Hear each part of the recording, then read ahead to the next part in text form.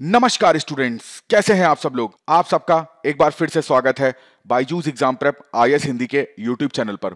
आज है 21 सितंबर 2022। आज हम लोग देखेंगे कि हमारे द हिंदू के प्रश्न पत्र में कौन कौन सी घटनाएं इंपॉर्टेंट हैं। सबसे पहली घटना आपको प्रश्न संख्या 7 पे मिलेगी। इसको आप जीएस के सेकंड पेपर से जोड़ सकते हैं, जहां पर हम लोग सामाजिक न्याय के बारे में अध्ययन करते हैं। देखिए, बहुत समय पहले से ही जो एलजीबीटी आईक्यू जो समुदाय है, इसके ऊपर हमारी न्यायपालिका में और विश्व भर में बहुत सारे इनके अधिकारों को बचाने के लिए, इनको संरक्षण देने के लिए बहुत सारे आंदोलन भी हुए।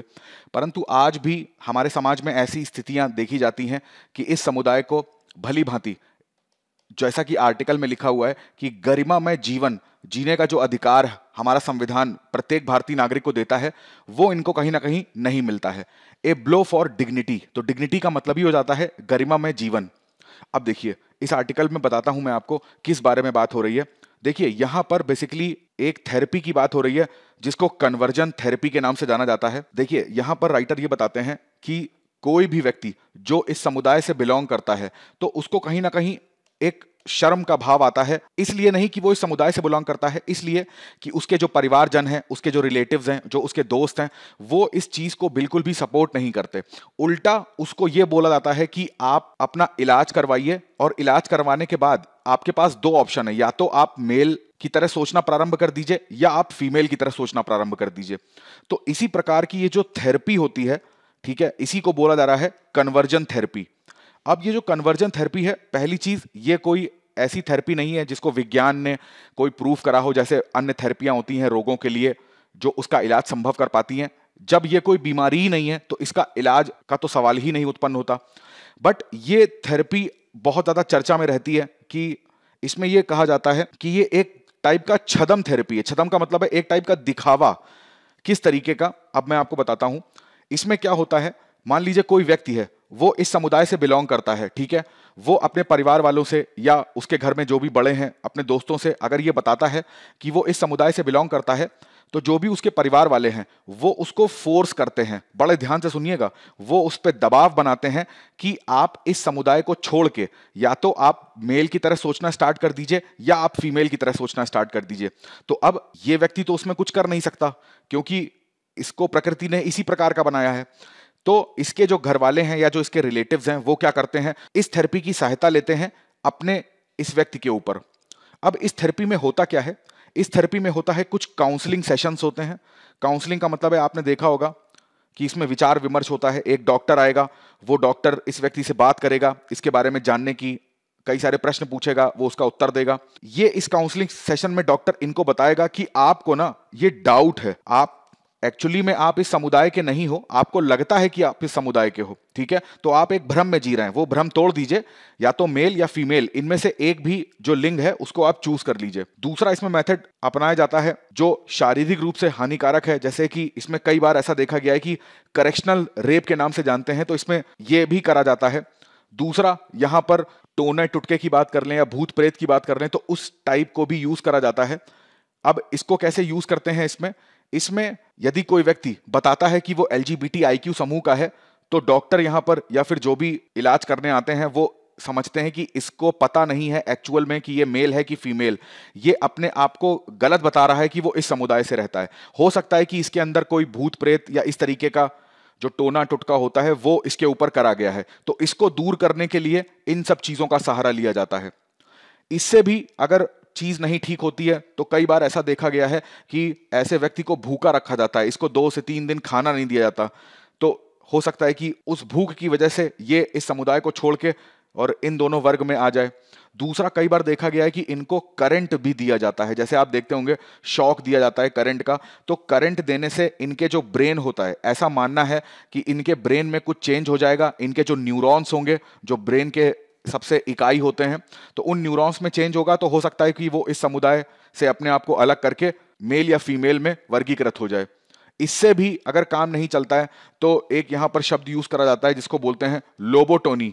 लोबोटोनी का मतलब यहां पर सीधा सा होता है कि जो भी हमारा ब्रेन होता है, ठीक है, उसमें कुछ सर्जरी करी जाती है उस ब्रेन में, और उस सर्जरी के बाद इसको इस समुदाय के प्रति जो इसकी आकर्षण है उसको खत्म करके मेल या फीमेल इसको वर्गीकृत कर दिया जाता है। इसके अलावा जैसे कई बार होता है कि धार्मिक काउंसलिंग भी इनकी कराई जाती है। धार्मिक जिस भी धर्म से ये बिलोंग करता है तो उस धर्म के विद्वान को बुला के इनसे काउंसलिंग कराई जाती है।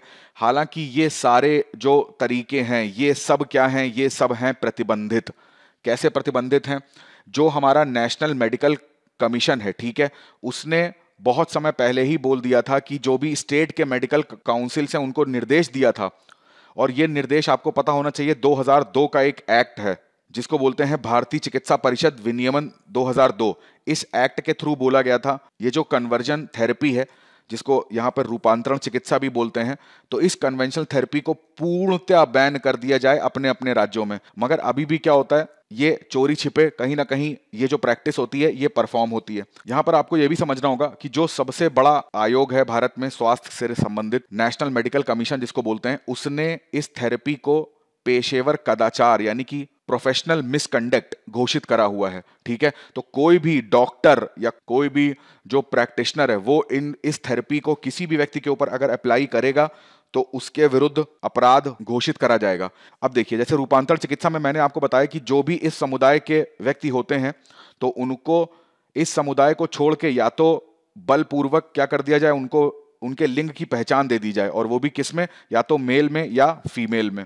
तो इस चीज को ध्यान रखिएगा। अब यहाँ पर जो राइटर हैं लास्ट में ये भी बताते हैं कि इसको दूर कैसे करा जा सकता है। तो इसको दूर करने के लिए सरकार को काफी कठोर एक डायरेक्ट सिर्फ इसी चीज के लिए यानी कि रूपांतरण चिकित्सा के लिए पूरी तरीके से डेडिकेटेड एक कानून बनाने की बहुत आवश्यकता है। ठीक है, जब तक एक पूरा कानून इस चीज के लिए नहीं होगा जिसमें सारे प्रावधान लिखे होने चाहिए क्लियर कट, जिसमें सारे जो अपराध हैं, अपराध के बारे में क्या क्या सजा है, वो सारी चीजें लिखी होंगी, तब जाके इस चीज को रोका जा सकता है। दूसरा, जो ये रूपांतरण चिकित्सा होती है इसका कहीं पर भी एडवर्टीजमेंट नहीं करना चाहिए, उस पर पूरी तरीके से बैन लगाना चाहिए। जो भी डॉक्टर्स ये ऐसा करते हैं या जो मान लीजिए मेडिकल प्रैक्टिशनर्स हैं, वो अगर कोई भी ऐसा थेरेपी करता हुआ पाया जाता है तो उसके लाइसेंस को उसी समय कैंसिल कर देना चाहिए। तो ये इस पूरे आर्टिकल में कहा जा रहा था। अब देखिए, थोड़ा सा LGBTIQ समूह के बारे में चर्चा कर लेते हैं। आपको पता होना चाहिए कि हमारी न्यायपालिका में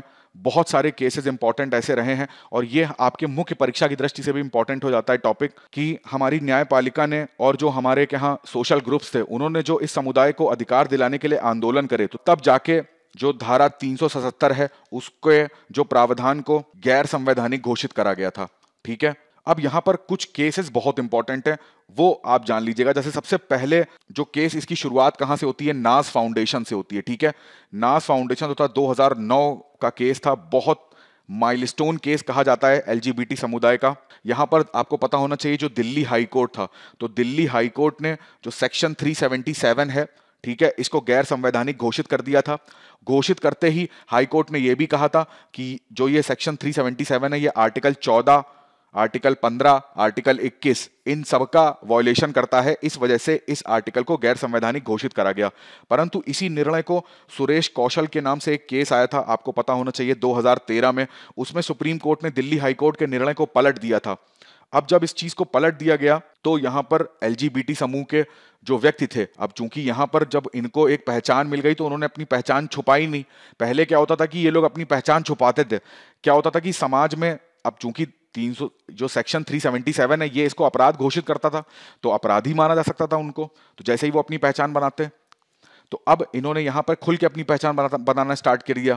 अब जब पहचान ये बताने लग गया 2013 में, जब पूरा केस ही पलट गया, तो फिर इन लोगों को और ज्यादा परेशानी का सामना करना पड़ा। फिर आता है एक इंपॉर्टेंट केस जो नालसा केस के नाम से बड़ा फेमस है। बेसिकली केस में जो ट्रांसजेंडर थे उसको बोला गया कि ये क्या है, ये एक थर्ड जेंडर है। इसके बाद जो सबसे इंपॉर्टेंट केस कहा जाता है वो था नवतेज सिंह जौहर के नाम से, ये 2018 में आया था, और यही केस आप हमेशा कोट करेंगे। इसमें सुप्रीम कोर्ट ने साफ साफ ये कह दिया था कि जो धारा 377 है उसके उन हिस्सों को समाप्त कर दिया जाएगा जो असंवैधानिक हैं। ठीक है, अब इसमें भी असंवैधानिक वही माने गए थे जो आर्टिकल 14, 21 को वॉयलेट करते थे। अब इसमें आर्टिकल 19 को भी आप जोड़ के समझ सकते हैं कि आर्टिकल 19 में भी क्या है, वाक और अभिव्यक्ति की स्वतंत्रता है। तो अभिव्यक्ति की स्वतंत्रता में यह भी आ जाता है कि कोई व्यक्ति जो है उसका लिंग अभिविन्यास क्या है वो अगर बताता है तो ये उसकी अभिव्यक्ति की स्वतंत्रता है और वो उससे कोई नहीं छीन सकता। तो नवतेज सिंह जौहर के केस में पूरी तरीके से, यानी कि अगर आपसे कोई पूछे तो ये समझ जाइएगा कि 2018 के बाद से उच्चतम न्यायालय ने साफ साफ बोल दिया है कि जो धारा 377 है वो गैर संवैधानिक है, जो भी इसके प्रावधान आर्टिकल 14, 21, 19 को वॉयलेट करते हैं। ठीक है, तो इस चीज को ध्यान रखिएगा। अब जैसा मैंने आपको बताया कि जो समलैंगिकता है तो उसको अपराध से मुक्त कर दिया गया है, परंतु फिर भी जो ये समूह है उसको कहीं ना कहीं समाज में जो एक समानता का भाव है वो नजर नहीं आता। तो उसके लिए सबसे जरूरी है कि इनके लिए कोई ना कोई एक लॉ बनाने की बहुत ज्यादा आवश्यकता है, एक विधायी कार्यवाही यहां पर सरकार को करनी चाहिए। चलिए अगला आर्टिकल प्रश्न संख्या 6 पे आपको मिलेगा, इसको आप सेकंड पेपर यानी कि अंतरराष्ट्रीय संबंधों से जोड़ सकते हैं। देखिए यहां पर इस आर्टिकल में ना थोड़ी सी नकारात्मक बातें भी लिखी गई हैं, तो हम लोग इसमें से वो चीजें उठाएंगे जो हमारी यूपीएससी की परीक्षा की दृष्टि से इंपॉर्टेंट है।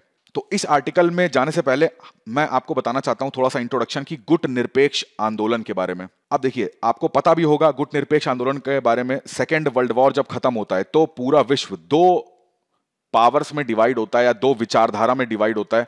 यहां पर जो वैचारिक लड़ाई की बात हो रही है, ठीक है, जिसको हम लोग शीत युद्ध के नाम से भी जानते हैं, तो ये बेसिकली क्या हो रहा है, एक विचारधारा जो है वो किसको फॉलो कर रही है, वो फॉलो कर रही है समाजवादी विचारधारा को, और दूसरी विचारधारा किसको फॉलो कर रही है, पूंजीवादी विचारधारा को। समाजवाद का मतलब है कि यहां पर समाज को केंद्र में रखा जाएगा, पूंजीवाद का मतलब है कि यहां पर व्यक्ति को केंद्र में रखा जाएगा, यानी कि यहां पर व्यक्ति के कल्याण के बारे में बात हो रही है, यहां पर पूरे समाज के कल्याण के बारे में बात हो रही है। यहां पर अगर बात करी जाएगी तो प्राइवेट प्रॉपर्टी यहां पर व्यक्ति रख सकता है, मैं जितने पैसे कमा सकता हूं वो सारे पैसे मेरे होंगे, उस पैसे से मैं जो जो जमीन खरीदूंगा, जो भी चीजें खरीदूंगा वो सब मेरा होगा। तो वो किसमें पॉसिबल है, पूंजीवाद में। समाजवाद विचारधारा ये कहती है कि भाई उत्पादन के साधन पर समाज का समान रूप से अधिकार होगा। यहां पर अमीर गरीब की बात ये लोग नहीं करते हैं, यहां पर प्राइवेटाइजेशन की बात ये लोग नहीं करते हैं, प्राइवेट प्रॉपर्टी, प्राइवेट कंपनी, ये सब बातें नहीं करते हैं। एक व्यक्ति के पास केवल उतने संसाधन होने चाहिए जिनसे उनका जो जीवन है वो सुचारू रूप से चल सके, उसके पास कुछ भी एक्स्ट्रा नहीं होना चाहिए। ठीक है, तो ये दोनों ही आपको समझ में आ रहा होगा अलग विचारधाराएं हैं। तो इन्हीं विचारधाराओं में पूंजीवादी विचारधारा जो थी उसके लीडर थे यूएसए, और समाजवादी विचारधारा जो थी उसका लीडर की बात करें, लीडर यहां पर मैं शायद इसलिए यूज कर रहा हूं क्योंकि बेसिकली शीत युद्ध की बात करें या वैचारिक मतभेद की बात करें तो ये दो ही शक्तियां उस टाइम पे मौजूद थी, एक तो यूएसएसआर और दूसरा यूएसए। अब जब बाकी विश्व की बात करते हैं तो अगर भारत की बात करें तो 1947 में जब हमें आज़ादी मिली तो उसके पहले भी और उसके बाद भी बहुत सारे लोगों को उनके औपनिवेशिक शासन से आज़ादी मिली थी, गुलामी की जंजीरों को तोड़ के उन्होंने आज़ाद देश का जो स्वाद था वो चखा था।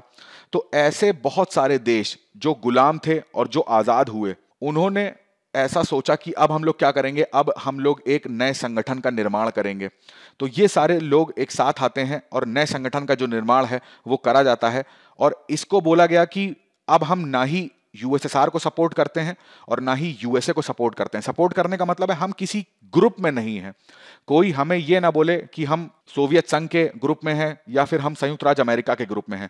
हमारी अपनी एक अलग इंडिविजुअलिटी है, हम एक संप्रभु राज्य हैं, हमारी आंतरिक और बाह्य नीतियां हम स्वयं डिसाइड करते हैं, हम कौन सी विचारधारा को फॉलो करेंगे ये हम स्वयं डिसाइड करते हैं। तो ऐसे संगठन जब एक साथ आते हैं तो ऐसे बोला जाता है कि 1955 में, जैसे अगर बात कर ली जाए जवाहरलाल नेहरू की, अब्दुल नसीर की, मार्शल टीटो की, तो ये सारे लोग जो मिलके एक संगठन का निर्माण करते हैं उसी को बोला जाता है क्या, नाम, गुट निरपेक्ष। ठीक है, नॉन अलाइनमेंट मूवमेंट। और इसका अगर औपचारिक रूप से पहले शिखर सम्मेलन की बात करें तो वो 1961 में होता है, कहां पर, यूगोस्लाविया में, जो आपने एक नाम सुना होगा बेलग्रेड का। ठीक है, तो इस चीज को भी ध्यान रखिएगा। तो गुट निरपेक्ष आंदोलन जो था, गुट का निरपेक्ष यानी हम किसी गुट में नहीं आते हैं, ना ही हम पूंजीवादी गुट का हिस्सा हैं ना ही हम समाजवादी गुट का हिस्सा हैं। हम अपनी विचारधारा स्वयं डिसाइड करेंगे, हमारी विचारधारा इन दोनों का मिक्सचर भी हो सकती है। तो ये गुट निरपेक्ष आंदोलन की बात थी।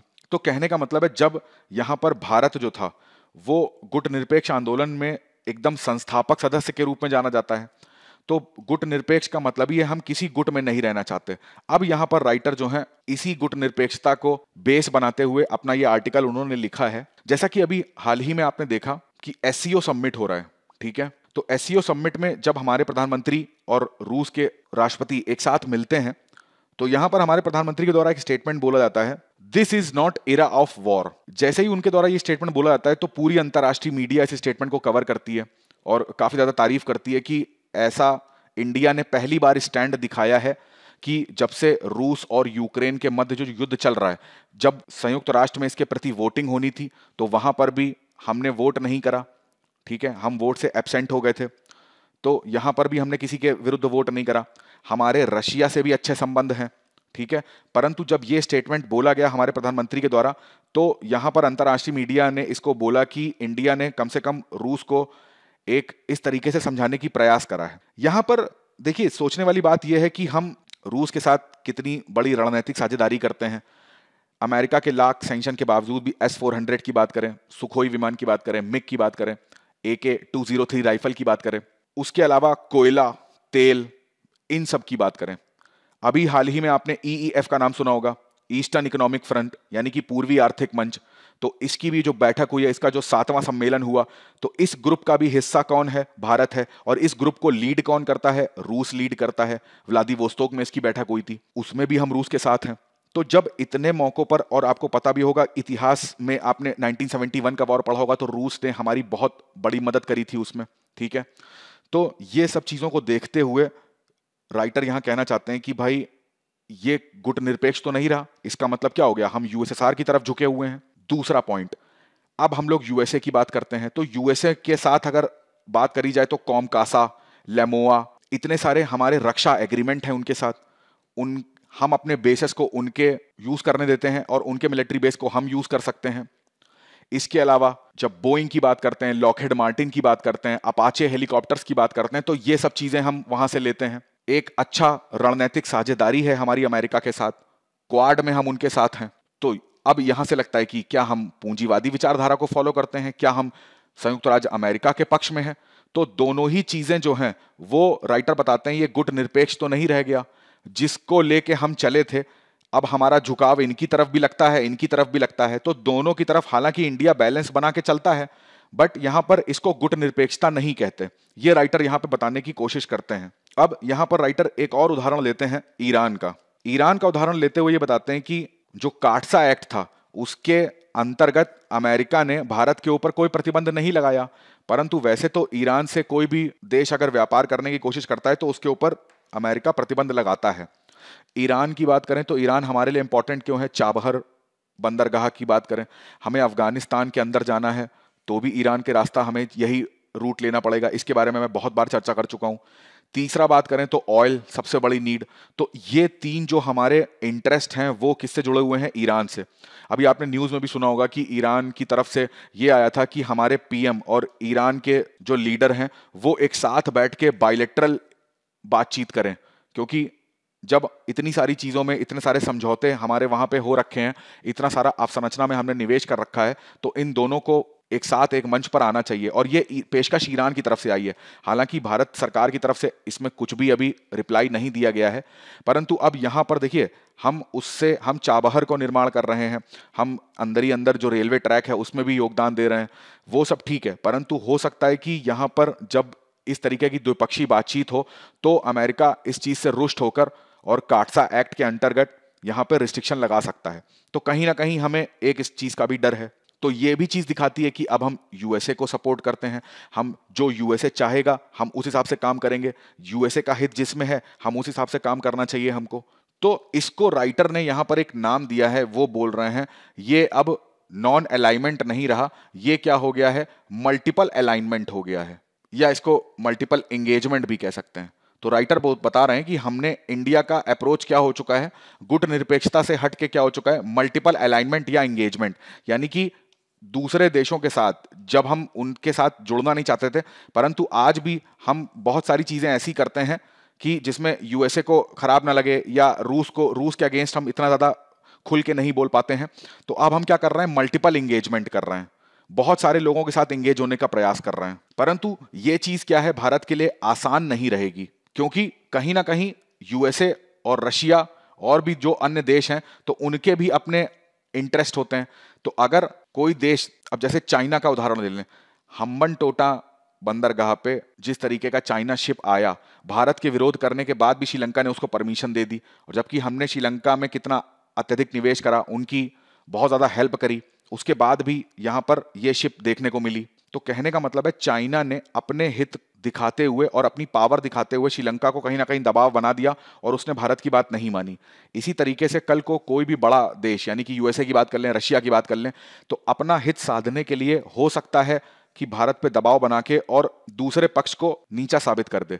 तो यह भारत के लिए बिल्कुल आसान नहीं होगा, इस तरीके का मल्टीपल एंगेजमेंट। अगली न्यूज देखिए, आपको प्रश्न संख्या 12 पे मिलेगी। इसको आप सामान्य अध्ययन के प्रथम प्रश्न पत्र से जोड़ सकते हैं, जहां पर हम लोग भौतिक भूगोल के कई सारे सिद्धांतों के बारे में पढ़ते हैं। तो यहां पर देखिए, ये जो आर्टिकल आया है इसमें लिखा हुआ है कि जो साउथ वेस्ट मानसून है तो वो राजस्थान से बहुत जल्दी विदड्रॉ हो गया। विदड्रॉ का मतलब है वहां से वापस हो गया है। अब मानसून के वापस होने की वैसे तो स्थिति बोली जाती है कि अक्टूबर नवंबर का जो महीना होता है, इसमें क्या होता है, इसमें हमारे जो दक्षिण पश्चिम मानसून होता है उसकी वापसी होती है, जिसको इंग्लिश में क्या बोलते हैं, रिट्रीट ऑफ मानसून बोलते हैं। ठीक है, अब देखिए यहां पर जो ये चित्र आपके सामने दिख रहा है, तो इसमें से 3 कलर हैं। एक तो बहुत डार्क ब्लू में है, तो डार्क ब्लू में जो है वहां पर बता रहे हैं कि जो वर्षा है उसकी मात्रा बहुत अत्यधिक हुई है। जैसे कि ये वाला पोर्शन आप देख रहे हैं, ठीक है, ये वाला जो पोर्शन है, तो ये सब डार्क ब्लू से दिखाया जा रहा है, तो इसमें बहुत अत्यधिक वर्षा हुई है।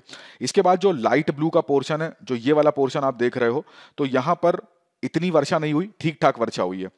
जो रेड कलर से पोर्शन है ना, जो इसमें बता रहे हैं कि नेगेटिव वर्षा हुई है बहुत कम मात्रा में। अब उसमें देखिए पंजाब आ गया, उत्तर प्रदेश हो गया, बिहार हो गया, मणिपुर, झारखंड, बहुत इंपॉर्टेंट स्टेट्स हैं। इनको ऐसा भी नहीं कि कंफ्यूज हो जाओगे आप, तो इनको जरूर याद रखिएगा। मुख्य उत्तर परीक्षा में आप इनको यूज कर लीजिएगा, या प्रारंभिक परीक्षा में मान लीजिए कथन के रूप में कोई स्टेटमेंट आ जाता है, तो उसमें राज्यों के अगर नाम दिए रहेंगे तो वो भी आपको समझने में कोई दिक्कत नहीं आएगी। तो पंजाब, उत्तर प्रदेश, बिहार, मणिपुर और झारखंड, यहां पर नेगेटिव वर्षा देखी गई है, मतलब बहुत कम वर्षा, जितनी होनी चाहिए उससे कम। अब इस पूरे आर्टिकल में हमारे लिए एक तो ये तथ्य इंपॉर्टेंट हो गया था। दूसरा हमारे लिए बात करते हैं तो दक्षिण पश्चिम मानसून, ये आपसे प्रीलिम्स में भी पूछा जा सकता है और प्लस मुख्य उत्तर परीक्षा में भी इससे प्रश्न बन सकते हैं। तो आपको ये चीज पता होनी चाहिए कि दक्षिण पश्चिम मानसून जो भारत में वर्षा करता है, ठीक है, उसकी पूरी क्रियाविधि कैसी रहती है। तो मैं एक छोटा सा आपको परिचय दे देता हूं कि मानसून का शब्द आपको पता होना चाहिए। जो भी हवाएं होती हैं तो उनकी दिशाओं में जो परिवर्तन होता है उसी को हम लोग मानसून बोलते हैं। वैसे तो आपने वायु के बारे में पढ़ा होगा, तो जैसे ये 0 डिग्री होती है, 30 डिग्री नॉर्थ है, ठीक है, ये 30 डिग्री साउथ होता है। तो उत्तरी गोलार्ध की बात करते हैं तो यहाँ पर उत्तर पूर्वी व्यापारिक पवनें चलती हैं। वही यहाँ पे बात करते हैं तो दक्षिण पूर्वी व्यापारिक पवनें दक्षिणी गोलार्ध में चलती हैं। तो ये तो रहता है नॉर्मल, परंतु जैसे ही गर्मियों का सीजन आता है तो आपको पता होना चाहिए 0 डिग्री पे क्या होता है, ITCZ होता है। तो ये ITCZ सूरज के साथ साथ सूरज को ही फॉलो करता है, तो इसका उत्तरायण हुआ, यानी कि ये ऊपर की तरफ खिसकता है। तो जब ये ऊपर की तरफ खिसकता है तो ये जो पवनों की दिशाएं हैं ये भी परिवर्तित होती हैं, ये पूरी पूरी बेल्ट ऊपर की तरफ खिसकेगी। तो जब ये वाली जो दक्षिण पूर्वी पवन है ये जब विषुवत रेखा को पार करती है, तो हमको पता है कि पृथ्वी के घूर्णन के कारण कोरियोलिस बल काम करता है। ठीक है, ये कोरियोलिस बल अगर उत्तरी गोलार्ध की बात करें तो वायु को उसकी दाहिनी ओर मोड़ता है, और अगर दक्षिण गोलार्ध की बात करेंगे तो बाएं ओर मोड़ता है। ये तो बाएं ओर मुड़ रही है, परंतु जैसे ही विषुवत रेखा को क्रॉस करेगी तो ये उत्तरी गोलार्ध में प्रवेश कर जाएगी। जब उत्तरी गोलार्ध में प्रवेश कर जाएगी तो ये अपने दाहिने ओर मुड़ेगी, तो दाहिने ओर मुड़ेगी और भारत से क्या करेगी, ये टकराएगी। तो यही, अब ये पवन आ कहां से रही है, तो दक्षिण से आ रही है और दूसरा पश्चिम से आ रही है, इसी वजह से इसका नाम क्या हो जाता है, दक्षिण पश्चिम मानसून। ठीक है, इस चीज को ध्यान रखिएगा। अब दक्षिण पश्चिम मानसून जो है ये आपको पता होना चाहिए, भारत में जब हिट करता है तो ये 2 शाखाओं में विभाजित हो जाता है। एक शाखा जिसको हम लोग बंगाल की खाड़ी की शाखा बोल देते हैं, एक शाखा जिसको हम लोग अरब सागर की शाखा बोल देते हैं। अब ये भिन्न भिन्न तरीके से यहां से होते हुए और पूरा उत्तर भारत को कवर करते हुए, ये शाखा यहां से कवर करते हुए भारत भर में वर्षा करती है। अब देखिए, जैसे आपको पता होना चाहिए ये 0 डिग्री हो रही है, ये 23.5 डिग्री पर कर्क रेखा होती है उत्तर में और 23.5 डिग्री दक्षिण में मकर रेखा होती है। तो यहाँ पे मार्च के महीने में सूर्य विषुवत रेखा पे होता है, तो विषुवत रेखा से जब ऊपर सूर्य जा रहा है तो यानी कि अप्रैल, मई और जून में कर्क रेखा के ठीक ऊपर वो होता है। अब कर्क रेखा तक ही सूर्य जा पाता है, इसके बाद उसका दक्षिणायन होना स्टार्ट हो जाता है। अब जून, जुलाई, अगस्त, जुलाई, अगस्त, सितंबर यानी कि सितंबर में फिर से वो कहां पर आ जाएगा, 0 डिग्री पर आ जाएगा। इसके बाद दक्षिणायन होना और स्टार्ट होगा और वो कहां तक जाएगा, मकर रेखा तक, यानी कि अक्टूबर, नवंबर, दिसंबर। दिसंबर में वो मकर रेखा के ऊपर होता है और हमारा भारत कहां पर है, उत्तरी गोलार्ध में है, 8 डिग्री से स्टार्ट होता है। तो उस टाइम पे क्या होता है, शीत ऋतु आ जाती है यहां पर। तो बताने का तात्पर्य यह था कि जून के बाद से सूर्य का दक्षिणायन होना स्टार्ट होता है और यहां पर सितंबर आ जाता है। सितंबर के बाद से उत्तरी गोलार्ध को ही सूर्य छोड़ देता है। तो यानी कि अब यहां से जो पवने हैं वो अब ITCZ दक्षिण में खिसक के जाएगा, तो ये पवने भी दक्षिण में खिसक के जाएंगी। तो अब पवनों का क्या होगा, वापसी होगी। अब हमको पता होना चाहिए जहां पर बहुत अत्यधिक तापमान होता है वहां पर कौन सा प्रेशर होता है, लो प्रेशर। और जहां पर भी हाई प्रेशर होता है तो हाई प्रेशर से हमेशा पवन कहां चलती है, लो प्रेशर चलती है। तो जब ये कॉन्सेप्ट आपको पता है तो आपको पता होना चाहिए भारत में जब तापमान बहुत अधिक होता है, जब यहाँ पर टेम्परेचर बहुत अधिक होगा, और वो कौन सा, ग्रीष्म ऋतु के समय, यानी कि मार्च से लेकर और जून तक, जब सूर्य भारत के ठीक ऊपर रहता है ना, तो यहाँ पर तापमान बहुत अधिक हो जाता है। तापमान बहुत अधिक हो जाता है तो यहाँ पर कौन सा प्रेशर हो जाएगा, लो प्रेशर। तो यानी कहीं पर भी हाई प्रेशर की पवनें होंगी उसको ये लो प्रेशर दिखाई दे रहा होगा और वो भारत की तरफ अग्रसर होती हैं। तो ये भी एक कारण है कि पवनें इधर ही क्यों मुड़ रही हैं, ठीक है, क्योंकि भारत के ऊपर लो प्रेशर है। अब जब सितंबर के बाद से यानी अक्टूबर, नवंबर, दिसंबर में जब सूर्य का दक्षिणायन होता है तो दक्षिणायन में लो प्रेशर जो है वो अब दक्षिणी गोलार्ध में बनेगा और भारत के ऊपर कौन सा प्रेशर बन चुका होगा, हाई प्रेशर। तो यहां पर पवनें आकर्षित नहीं होंगी, यहां से पवनें दूर जाने का प्रयास करेंगी। तो देखिए पवनों की दिशा में क्या हो रहा है, एक बार पवन यहां पर आ रही है, दूसरी बार पवन यहां से जा रही है। तो इसी को मौसम कहते हैं।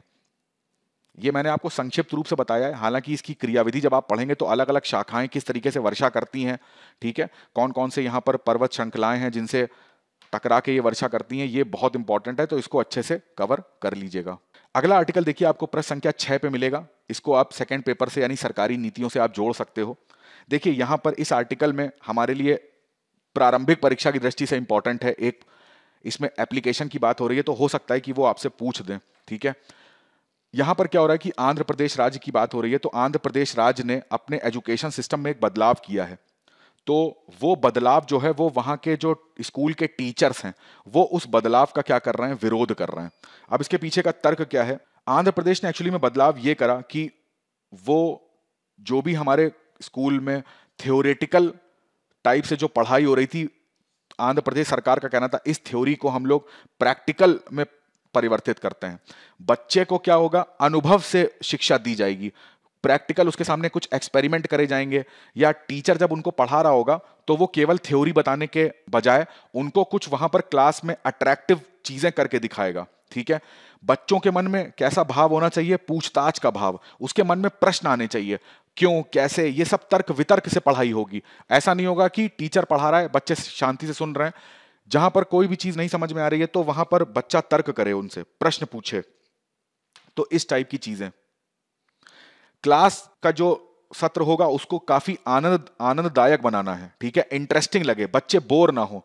तो ये कुछ मानक थे जिन पर आंध्र प्रदेश सरकार जो थी वो अपने एजुकेशन सिस्टम में बदलाव लाना चाहती है। अब इन्होंने बदलाव लाने पे करा क्या, ये इन्होंने एक एप्लीकेशन लॉन्च करी, जैसे यहां पे देख रहे हैं आप।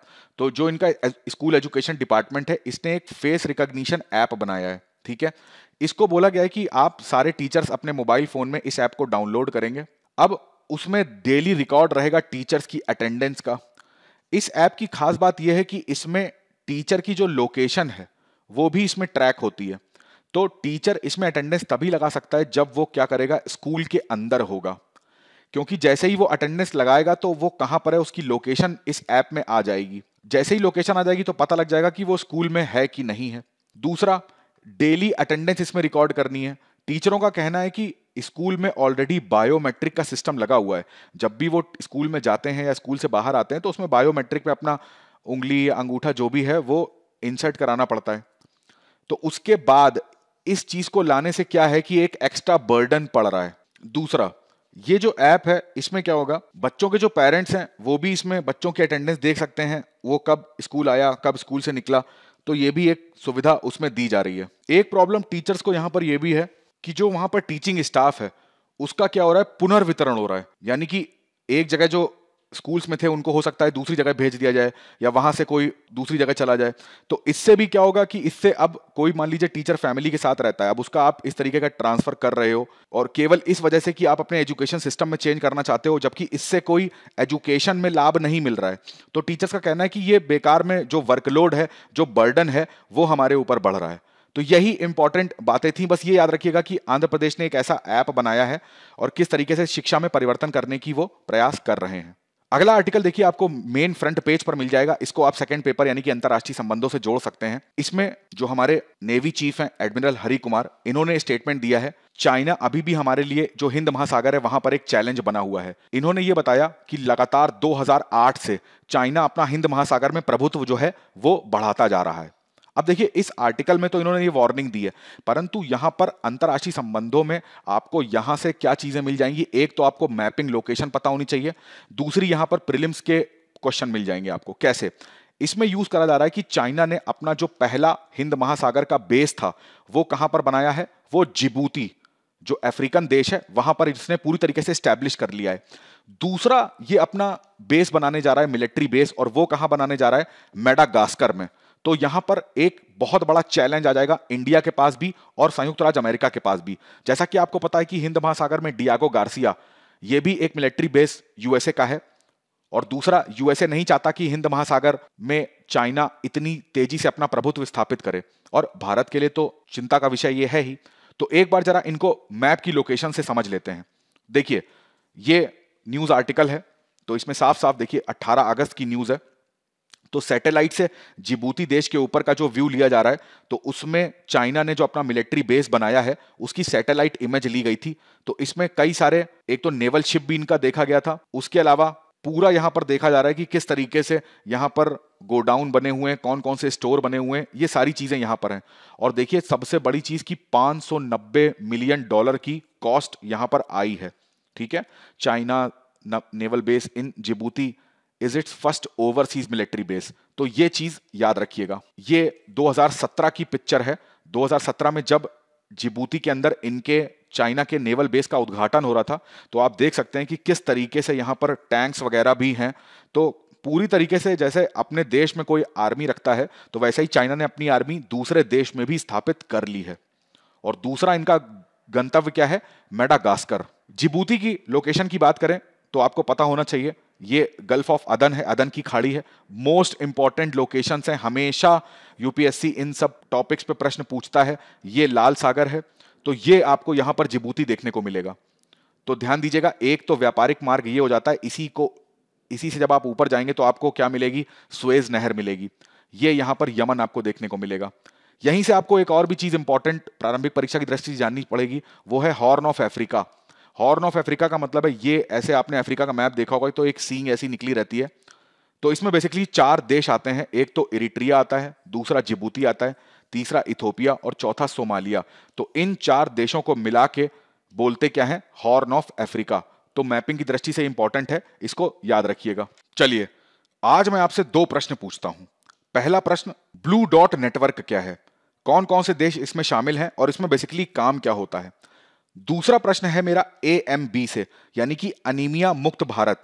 अनीमिया मुक्त भारत में भारत सरकार की एक रणनीति है जिसको बोलते हैं 6x6x6। आपको बताना है कि ये स्ट्रैटेजी क्या है। मैं एक बार फिर से रिपीट कर देता हूं। पहला प्रश्न है ब्लू डॉट नेटवर्क, और दूसरा प्रश्न है अनीमिया मुक्त भारत की 6x6x6 स्ट्रैटेजी क्या है। अब नजर डाल लेते हैं आज के मुख्य परीक्षा अभ्यास प्रश्न पे।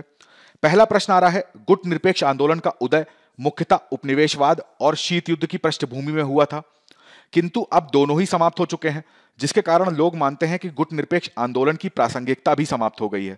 क्या आप सहमत हैं? दूसरा प्रश्न है, LGBT समुदाय के अधिकारों की सुरक्षा और प्रसार में न्यायपालिका द्वारा निभाई गई भूमिका की जांच करनी है। दोनों ही प्रश्न इंपॉर्टेंट हैं, इनको लिखने का प्रयास जरूर करिएगा। इन दोनों प्रश्नों के उत्तर कमेंट सेक्शन में जरूर दीजिएगा, एक्सप्लेन करके दीजिएगा। जिसका उत्तर सबसे अच्छा होगा मैं नेक्स्ट सेशन में उसका नाम जरूर लूंगा। आज के सेशन में बस इतना ही रखते हैं, मिलते हैं अगले सत्र में कुछ नए आर्टिकल्स के साथ। मैं आशा करता हूं आज का सेशन आपको अच्छा लगा होगा। यदि आपको सेशन अच्छा लगा है तो लाइक शेयर सब्सक्राइब करना बिल्कुल मत भूलिएगा। अपनी पढ़ाई करते रहिए, स्वस्थ रहिए, और सबसे इंपॉर्टेंट अपने माता पिता का ध्यान रखिए। आप सभी का बहुत बहुत धन्यवाद।